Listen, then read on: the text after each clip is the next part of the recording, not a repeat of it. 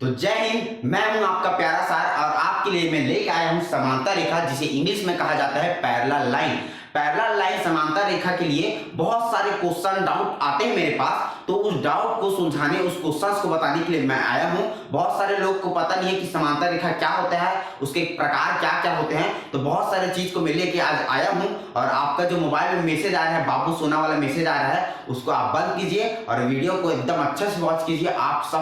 आप tension free होके इस वीडियो को देखते रहिए, सब क्लियर होने वाला है। तो चलो आज देखते हैं समांतर रेखा, मेरे साथ चलिए। इधर सबसे पहले मन में सवाल आता है कि समांतर रेखा क्या होता है। तो देखो, समांतर रेखा कुछ नहीं है। समांतर रेखा एक ऐसी रेखा होती है, एक ऐसी दो रेखा होती है जो एक दूसरे से एक निश्चित दूरी पर रखी होती है। देखो, एक निश्चित दूरी पर रखी है, तो हम लोग इसको बोल सकते हैं समांतर रेखा है। हाँ सर, ये तो सीधा बात है कि ये समांतर रेखा है ना। तो क्या मैं आपसे एक सवाल करता हूं, क्या ये एक समांतर रेखा है? क्या ये एक समांतर रेखा है? पूछ रहा हूं आपसे सवाल है कि ये क्या एक समांतर रेखा है? तो कई लोग का सवाल आएगा नहीं। हाँ, तो आप सही बोल रहे हो।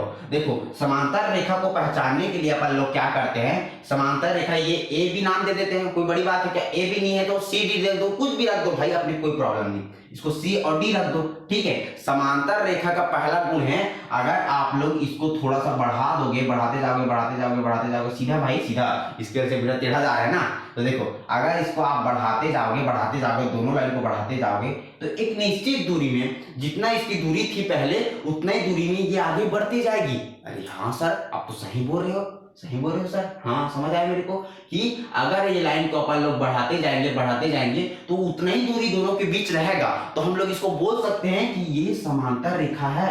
ये क्या है? समांतर रेखा है। हाँ सर, सही बोल रहे हो कि ये तो समांतर रेखा है। लेकिन अब कई लोग ने बोला है कि ये समांतर रेखा कैसे नहीं है। तो भाई ये सीधा सा बात है कि अगर हम लोग इसको आगे बढ़ाएंगे, दोनों रेखा को आगे बढ़ाएंगे तो ये दोनों एक दूसरे को काट देगी, है ना। ये दोनों एक दूसरे को काट देगी। तो हाँ, अब क्या सीखे आप कि समांतर रेखाएं कभी भी एक दूसरे को नहीं काट सकती। अगर एक दूसरे को समांतर रेखा काट रही है, मतलब वो समांतर रेखा नहीं है। अरे हाँ सर, हमको तो ये पता ही नहीं था, तो आप पता कर लो ना भाई, है ना। तो देखो, समांतर रेखा, सबसे पहला गुण अपने कॉपी पे लिखो कि समांतर रेखा कभी भी एक दूसरे को नहीं काटती, है ना। इसको जितना भी आगे बढ़ाते जाओ, ये एक निश्चित दूरी पर ही आगे बढ़ते जाएंगे दोनों रेखा। आपको क्लियर समझ आ रहा है? सबको समझ आ रहा है कि नहीं, है ना। तो देखो, अब तो आपने देख लिया कि समांतर रेखा एक दूसरे को नहीं काटती, है ना। अब दूसरा प्रॉपर्टी देखते हैं अपन लोग।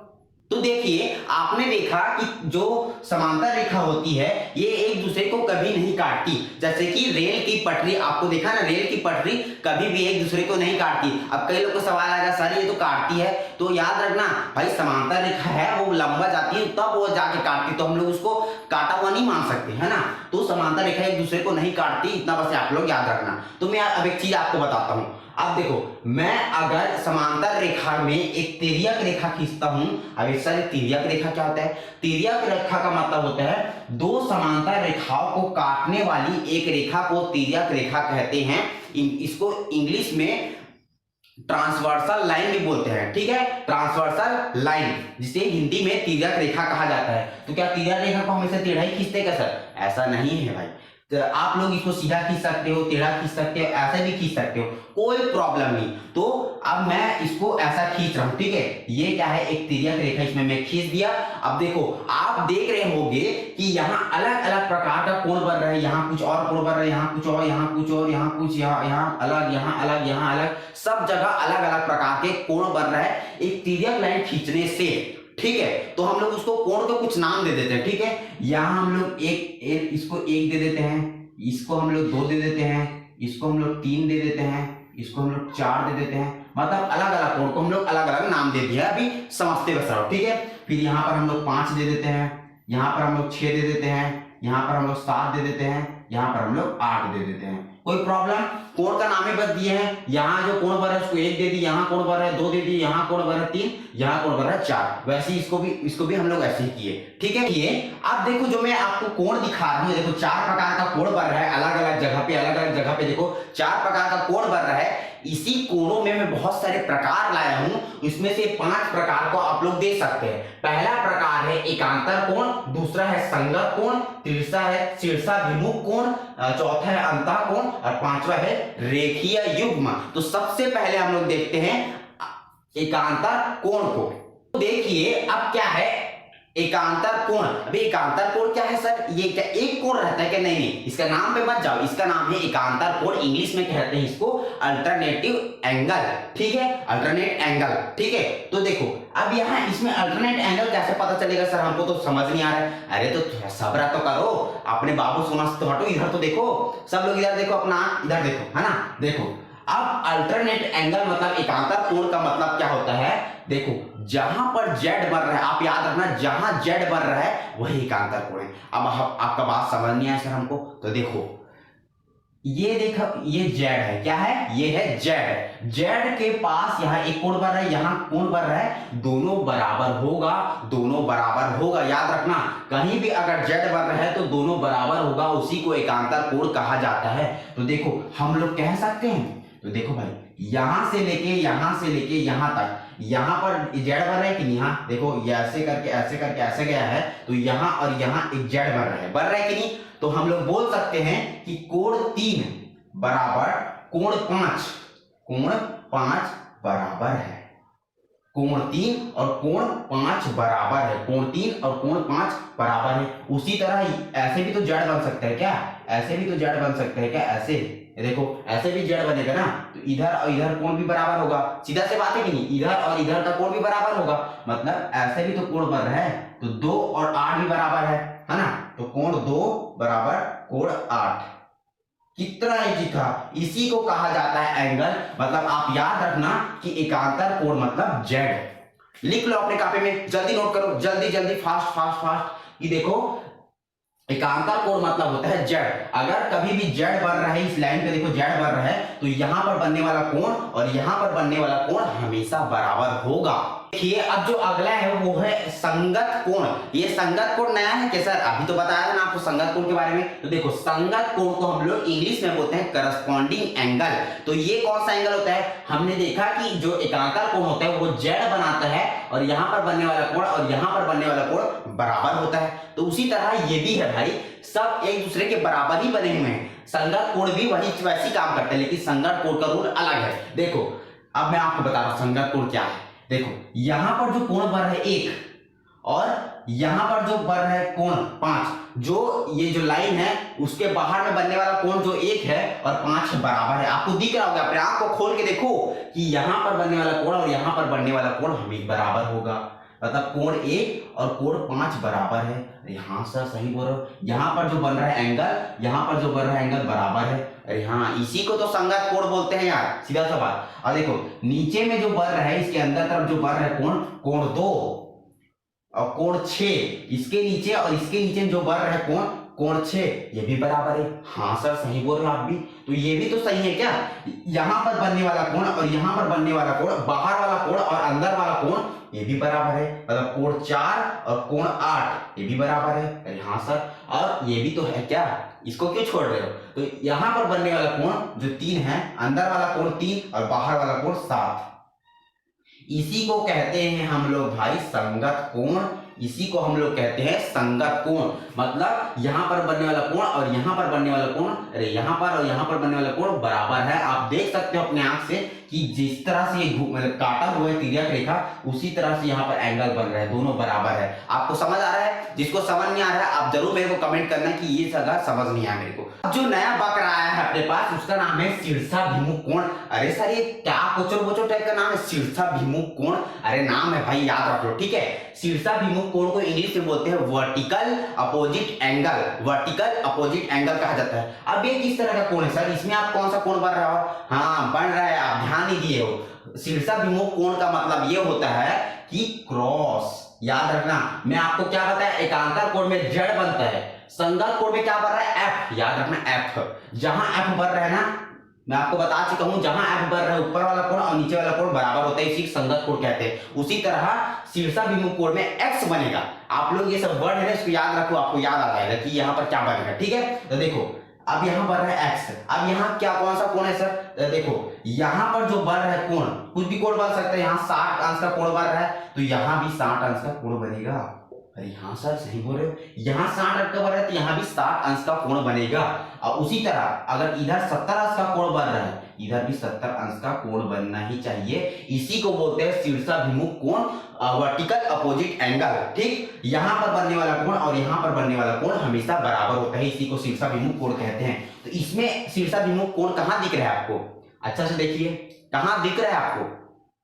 हाँ आप सही पकड़े हो कि यहाँ पर क्रॉस बढ़ रहा है, देखो इधर क्रॉस हो रहा है कि नहीं, यहाँ से क्रॉस बढ़ रहा है, तो यहाँ पर बनने वाला कोण और यहाँ पर बनने वाला कोण हमेशा बराबर होता है। तो हम लोग बोल सकते हैं कोण 7 और कोण 5 बराबर है। हाँ सर सही बोले। तो उसी तरह ये भी तो है क्या, कोण 6 और कोण 8 भी बराबर है क्या, कोण 6 और कोण 8 सामने वाले बराबर है क्या, तो कोण 8 और कोण 6 भी बराबर है। उसी तरह ये भी है, क्रॉस हो रहा है तो क्रॉस वाले इस तरह, इस साइड और इस साइड का कोण हमेशा बराबर होता है, और इस साइड और इस साइड का भी बराबर होता है। आपको बताया हूं मैं कि ये दोनों बराबर है, तो कोण 3 और कोण 2 भी बराबर है, और कोण 3 और कोण 1 भी बराबर है, और कोण 2 और कोण 4 भी बराबर हैं। इसी को बोलते हैं शीर्षाभिमुख कोण। इसको आप लोग क्रॉस याद रखिए, पहले को जोड़ जेड से, दूसरे को एफ से, तीसरे को एक्स से। यहाँ पर बनने वाला कोण और यहाँ पर बनने वाला कोण हमेशा बराबर होता है। देखिए अब जो आता है चौथा नंबर का, वो है अंतः कोण।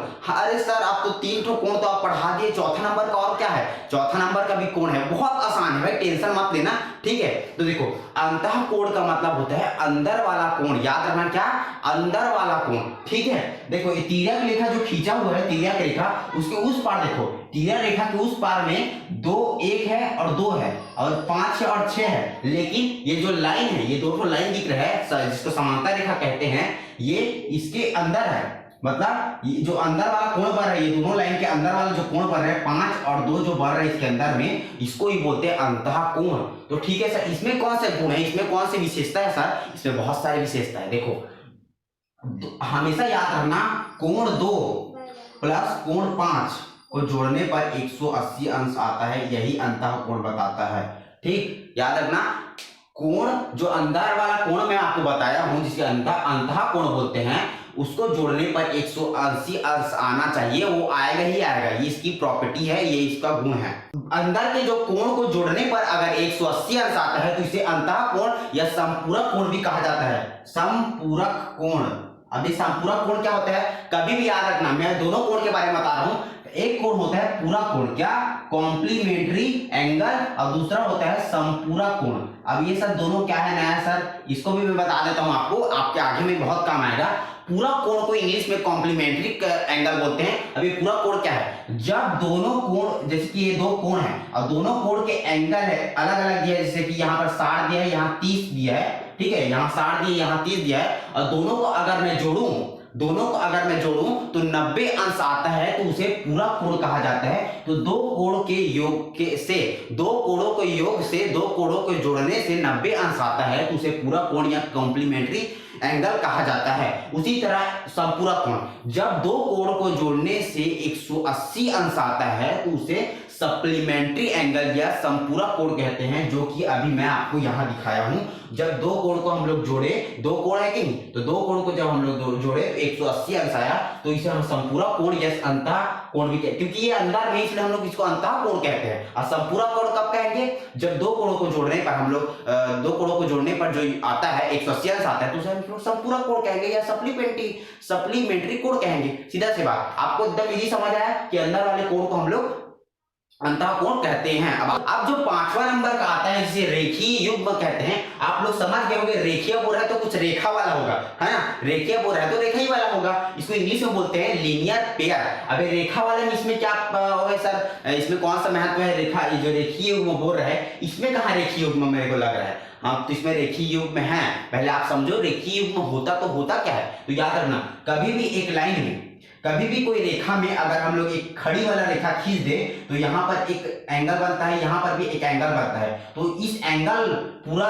अगर इस तरफ के एंगल मान लो यहाँ 90 बन रहा है और यहाँ 90 बन रहा है, क्योंकि खड़ी है और सीधा सा बात है कि इधर भी 90 बनेगा, इधर भी 90 बनेगा। तो यहाँ पे बनाएगा कितना, 180 अंश बनाएगा। अगर रेखीय युग्म मतलब कि यही होता है कि अगर कोई रेखा है और हम लोग इसमें कैसे भी लाइन खींचो, मान लो मैं टेढ़ा खींच रहा हूँ, सीधा भी खींच रहा हूँ, चलो मान लो मैं और टेढ़ा खींच दिया या फिर मैं सीधा खींच दिया, मैं देखो बहुत सारे लाइन खींचा हूँ, तो इधर का जितना एंगल बनेगा, इधर का जितना एंगल बनेगा, इधर का जितना एंगल बनेगा, यहाँ 90 बन रहा है ना, यहाँ पर मान लो कि बन रहा है 80, ठीक है, यहाँ पर बन रहा है मान लो 70, ठीक है, यहाँ 90 बन रहा है, यहाँ 80 बन रहा है, यहाँ 70 बन रहा है, ठीक है। तो इस तरफ जो कोण होगा, इस तरफ भी तो कोण बनेगा क्या, इधर 90 बनेगा, ठीक, इधर बनेगा 100, ठीक, इधर बनेगा 110।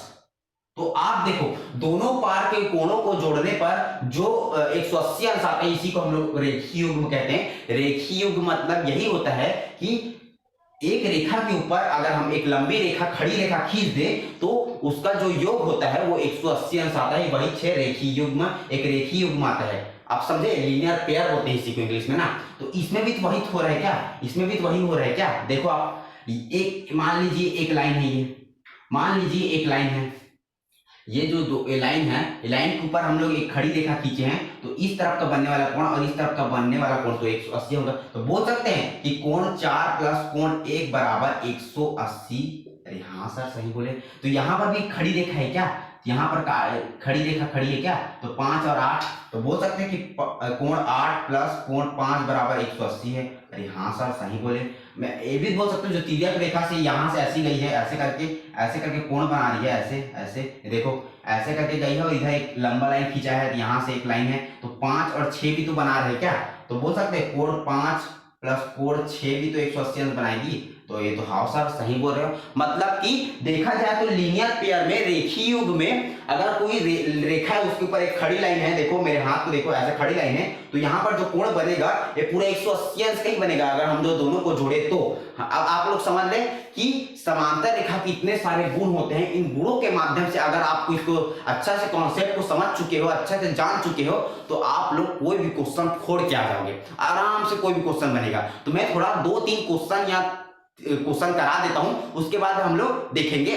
आप थोड़ा हम लोग आते हैं क्वेश्चन की तरफ। मैं छोटा छोटा क्वेश्चन कराऊंगा ना अभी, क्योंकि आप लोग अभी अभी इसको सीखे हो, थोड़ा मजा पाओ, मजा लो। देखो आप लोग अपने कॉपी पे इसको बना लो और समझो। देखो अब देखो यहाँ पर बन रहे 80 अंश और यहाँ पर बन रहा है 100 अंश, तो ये क्या बोल रहा है, यहाँ का निकालो, यहाँ का भी निकालो, सब तरह का निकाल के दिखाओ करके, ठीक है ना, सब तरह का निकाल के दिखाओ। तो इसको हल करने के ना बहुत सारे तरीके, जो 5 तरीके मैं बताऊं ना, वो 5 में से बहुत सारे तरीके इसमें लग सकते हैं, मतलब इसमें लगा सकते हैं। तो मैं पहला तरीका एक बार लगा देता हूँ। आपको मैं बताया था कि ये एकांतर कोण वाला बात याद करो, रिपीट करो।